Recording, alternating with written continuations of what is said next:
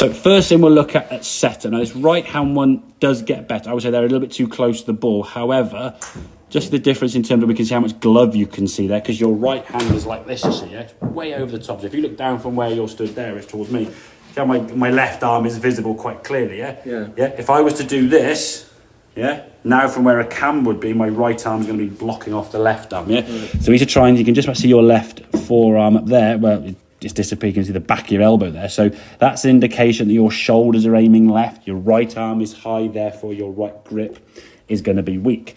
So when you come back to the golf ball, whereas the club now starts aiming towards target, at impact, it's aiming over there. You now have to fix that during the swing. The ways that people do that, roll the hands over to try and time that club face squaring it. Well, good luck doing that on a consistency basis. Swing to the left, so their path now will be this green line, swinging that way, or they just swing off their back foot, and often it's the ground behind the ball, but it might start the ball left almost in desperation, okay? So we can see as the club goes back now, the spacing between your hands and your legs gets greater, yeah? So you're pushing everything out towards you, out to the right, trying to do anything in your powers to send the ball to the left, yeah? And I understand that, because if the ball's curving left to right, what are you going to do? You're going to try and start the ball left, yeah? Then the club now at the top of the back swings very, very high and steep. The club face now at this point, you see the shaft up between your arms there, quite high arms there, club face open with that high arms. As you come back to the golf ball now, everything's trying to send the ball left. See how steep that club is coming. That's coming through your head nearly. I can feel it. Yeah. And the club then way outside is going towards that green line. Everything tucks up. All looks quite sort of stuck with your arms there. Just hoping and praying the ball starts left of that white line, so that the spin that you know is inevitably going to come on the golf ball does that. When the ball does that, you lose so much power. So these practice swings are kind of the rehearsal you're going to try and do. As I say, at the moment on this right hand, when you are a bit too close to the ball, the setup for the shot, you do get a bit further away. But you can see, look at the difference in that takeaway there, you see? The daylight now between your legs and your hands goes straight away. The club now is working back, yeah?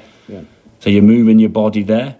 So the club now is more in line. You see the club head there.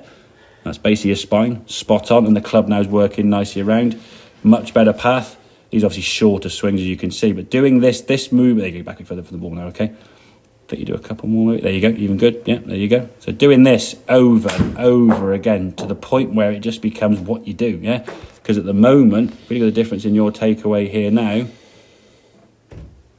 Yeah, I mean, that's going out towards where you're stood there now, towards you on the camera. Yeah. I mean, look at that position. Look at that, yeah? And I'll show you a clip in a second of the great man Tiger doing his takeaway. See down the line, you see what his hands and arms do. Everything works together because the arms are moving in space because of what the body does, yeah? They're not positioned. I'm not trying to move my arms here, there. Just saying, okay, here's a bucket of water. Hand it to the person to my left without spinning. I'm not going to go and try and throw it because I lose a lot of control, yeah? Now, again, having done 4, 5, 6 of those movements, what's the takeaway now? Really good, yeah? So that club's working back inside. Club now is in line there with your, sort of your right forearm, as we can see there. Top of the backswing. It's a lot flatter compared to where you were up there. When that club comes back down, now the head cover's a bit out of position in fairness, but you had a few swings with it in a better spot, so you got the feeling of that. Look at the difference in your swing play now when that club's coming back in the golf ball, yeah? That's the club shaft there, whereas this one is there. I mean, hitting the ball with that angle, all you do is just basically chopping it in the ground. So then what you've then got to do is get out of the way of the ground, which means leaning back, flicking your hands at it, adding loft, high loopy, floaty lob shots, we say. That's why your short game's so good. Going over bunkers is easy for you right now, isn't it? You just flop them over there. I'm so confident around the green at the moment. But that's the thing. Short game and long game are basically two different families, okay? And the main difference, okay, from face on to me now, okay? Here's long game, yeah? Here's short game.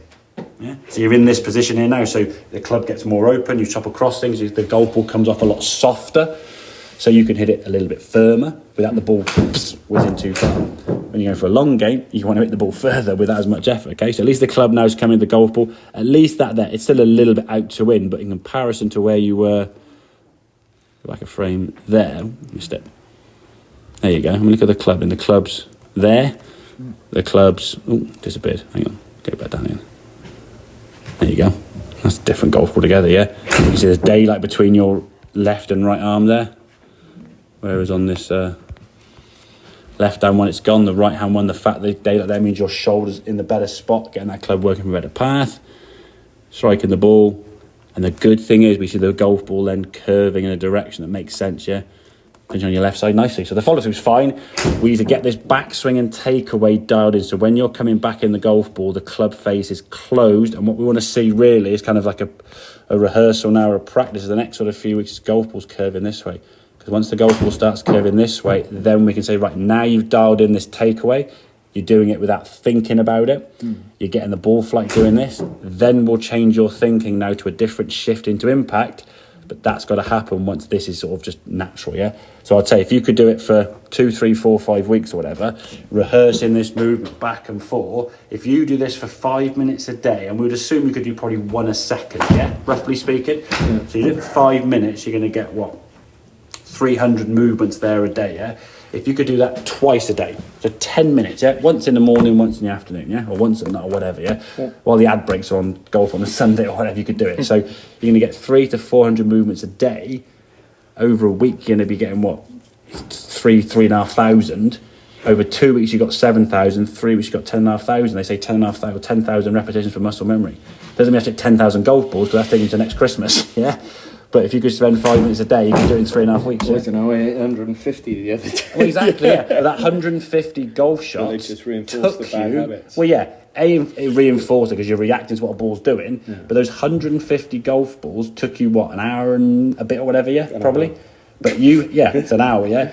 So it's 60 minutes of being here, hitting golf balls, and 150 golf balls. Each golf swing is 1.5 seconds. So you've hit 150 golf balls of 1.5 seconds of practice, yeah? So you've hit it 325 seconds worth of practice. That's 5 minutes at home doing that backswing over and over again, yeah? So that movement there for 5 minutes, or it balls for an hour and a half. I'd rather do that, to be fair. And it's less stress on your back, yeah? And you're not going to get so much stress out of the room and the golf ball going offline, you see, yeah? So work on that, rehearsing the backswing over and over, just do this, yeah? Back and forth, yeah? To the point where you can't not do it, it just becomes what you do, yeah? Once you've rehearsed that, it'll become... And again, I mean, you were sort of joking, I'm a broken man or whatever. You got that change pretty quick. Now, we see it often in the practice swing, but the fact you were able to do it when the ball was hit is impressive, yeah? So you can do it, it's just doing it now. At the moment, you've got to think about it. If I said, just go back to the ball, Rich, you just go back to probably the old swing on the left, yeah? Because that's still kind of programmed into your DNA. All right, mate? Right, couple more, let's go for it. See if we can get that sort of same rehearsal, okay? Now you've had a rest.